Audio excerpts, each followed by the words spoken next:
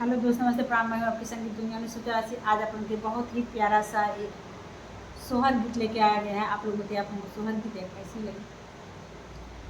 और प्रतिमा शर्मा 838 चैनल को सपोर्ट करिएगा। महलों में बैठी कौशल्या रानी बदरी से या रजकार बदरी से या रजकार हो बदरी आई के बरसायो ही देशवा जहाँ हो रामा जनमे जहाँ हो रामा जनमे